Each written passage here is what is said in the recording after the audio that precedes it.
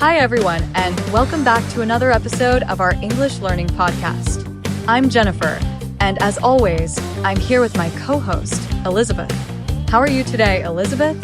Hi, Jennifer. I'm doing great, thanks for asking. I'm really looking forward to today's topic because it's something so relevant to all of us.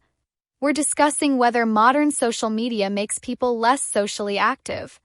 Social media has become an integral part of our daily lives, but the question we're asking today is it helping us connect more, or is it actually making us more isolated from real-world social interactions? That's right, Elizabeth. There's no doubt that social media has transformed the way we communicate.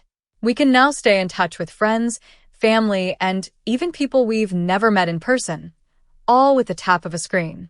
But there's also a growing concern that while we may be more connected online, we're becoming less socially active in real life.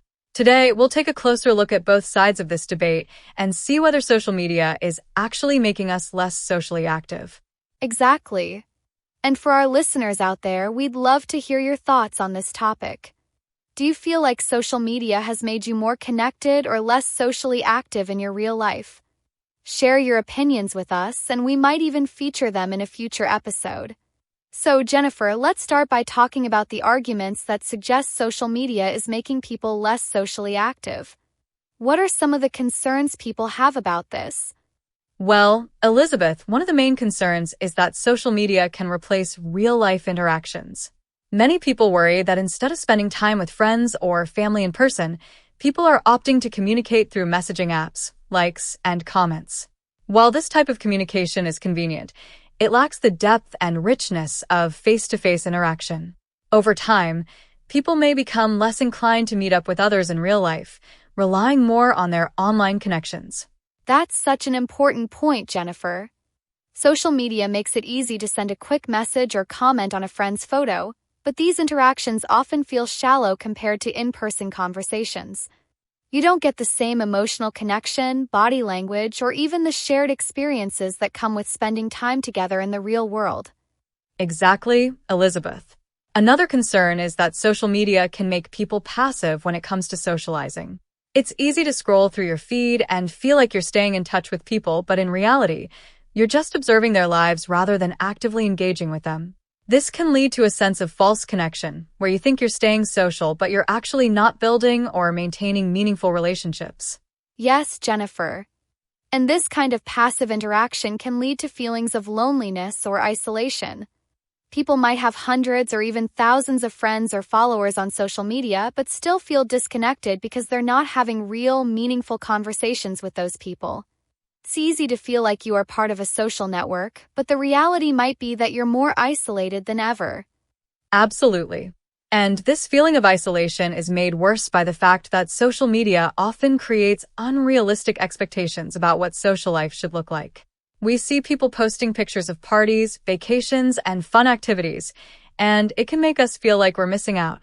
This phenomenon, often referred to as FOMO, or fear of missing out, can lead to anxiety and even depression, as people feel like their lives don't measure up to what they see online. That's such a great point, Jennifer. Social media tends to show only the highlights of people's lives, and when we compare ourselves to these carefully curated versions of reality, we can feel like we're not doing enough or that we're not as socially active as we should be. This can actually discourage people from participating in real-life activities as they feel like they'll never be able to match what they see online. Exactly, Elizabeth. And let's not forget the role of social media addiction in all of this. Many people, especially teenagers and young adults, find themselves spending hours on platforms like Instagram, TikTok, or Facebook, scrolling through endless content. This can lead to a lack of time and energy for real-life social activities. When you're spending all your free time online, it's harder to make the effort to go out and meet people in person. Yes, Jennifer. Social media can be so addictive because it's designed to keep you engaged with endless feeds, notifications, and algorithms that show you content tailored to your interests. The more time people spend online, the less time they have to engage in face-to-face interactions, and this can gradually make them less socially active in real life. Absolutely. And there's also the issue of social anxiety. For some people, especially those who are already introverted or shy, social media can become a substitute for real-world socializing because it feels safer. It's easier to send a message or comment on a post than to strike up a conversation in person. But over time, this can make people more socially anxious and less comfortable interacting face-to-face. That's such an important point, Jennifer. Social media can create a kind of social safety net where people feel more confident online than they do in real life. But this can lead to a cycle where they become less socially active in the real world because they're relying on their online presence to fulfill their social needs. Exactly, Elizabeth.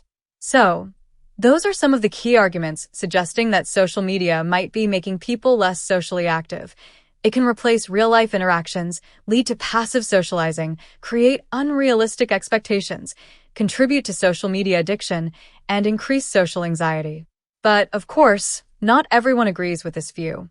Let's now talk about the arguments in favor of social media and why some people believe it actually helps people stay socially active.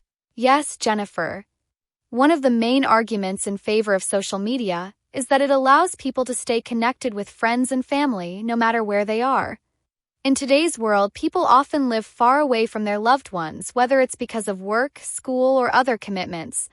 Social media makes it possible to maintain those relationships, even across long distances. That's such a great point, Elizabeth. Before social media, staying in touch with someone who lived in another city or country was much more difficult. Now, people can send messages, share photos, and even video chat with friends and family from anywhere in the world. This has made it easier than ever to stay connected, even if you're not physically together. Exactly. And social media also allows people to reconnect with old friends or meet new people who share their interests. Platforms like Facebook or LinkedIn make it easy to reconnect with former classmates, colleagues, or even people you haven't seen in years. And platforms like Reddit or interest-based groups on Facebook allow people to meet new friends who share their hobbies or passions. Yes, Elizabeth. For people who struggle to find friends or social groups in their immediate surroundings, social media can be a great way to expand their social circle. Whether it's through gaming communities, fan groups, or professional networks, social media gives people the chance to build meaningful connections with others who share their interests, even if they're not in the same geographical location. That's such an important point, Jennifer. Social media can also help people stay informed about social events, activities, and opportunities in their area. Many people use platforms like Facebook or Instagram to promote local events, gatherings, and meetups. This can encourage people to get out of their homes and participate in real-life social activities that they might not have known about otherwise.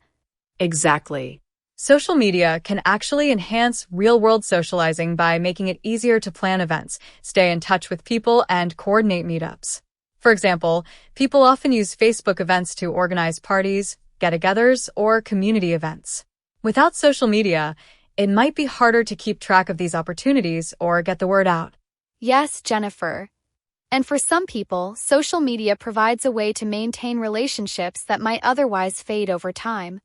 In the past, it was easy to lose touch with friends once you moved away or changed jobs. But now, platforms like Instagram or Facebook allow you to keep up with people's lives, even if you don't see them regularly. This can help preserve friendships that might otherwise drift apart. Absolutely, Elizabeth.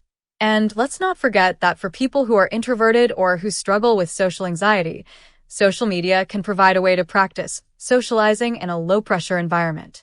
For these individuals, interacting online can be a first step toward building the confidence they need to engage in face-to-face interactions. Over time, they may feel more comfortable stepping out into real-world social situations. Yes, Jennifer. For people who are naturally shy or have difficulty with social interactions, social media can serve as a bridge to real-world socializing. It gives them the opportunity to build connections in a way that feels less intimidating, and this can eventually translate into more real-life social activity. Exactly.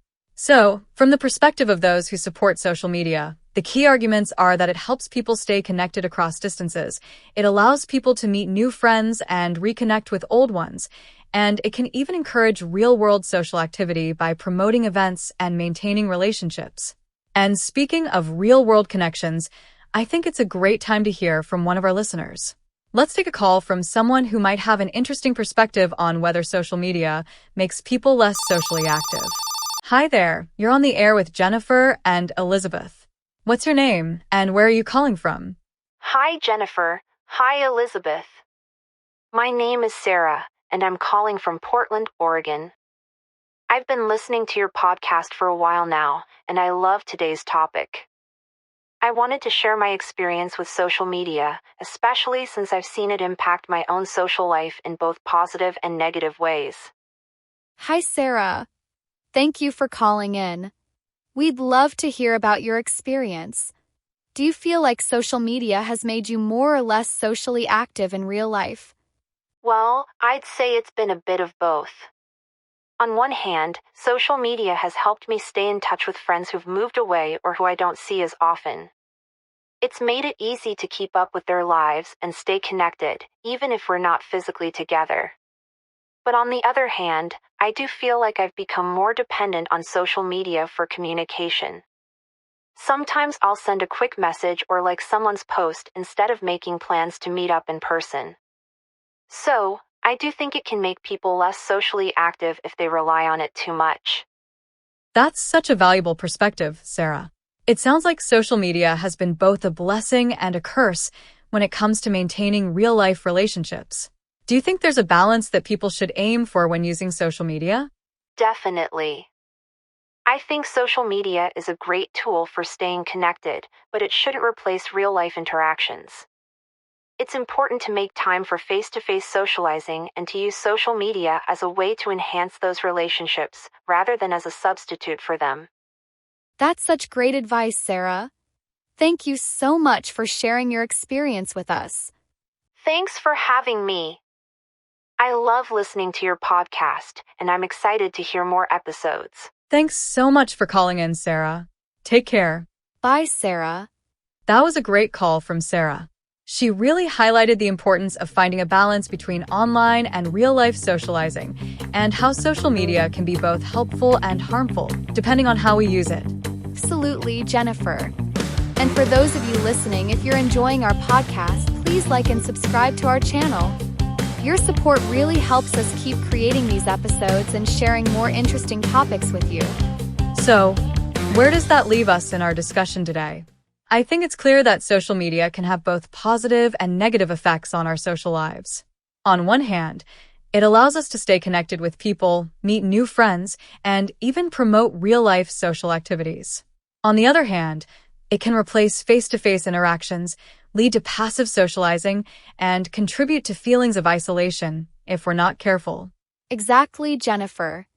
The key is to find a balance between using social media to enhance our relationships and making sure it doesn't replace real-world socializing. It's important to stay aware of how much time we're spending online and to make time for in-person connections that are so important for our well-being. Absolutely. So, does modern social media make people less socially active? The answer is, it depends. It can if we allow it to dominate our lives and replace real-life interactions. But if we use it mindfully and as a tool to enhance our social lives, it can actually help us stay more connected and socially active. We hope today's discussion has given you some new insights into the impact of social media on social activity and whether it's making people more or less socially active. Thank you so much for joining us today. Yes, thank you for listening. We're always here to share new insights and help you learn English while exploring important and interesting topics. Keep listening, keep learning, and we'll see you in the next episode. Bye for now, everyone. And remember, it's not about how many connections you have online, it's about making meaningful connections in real life too.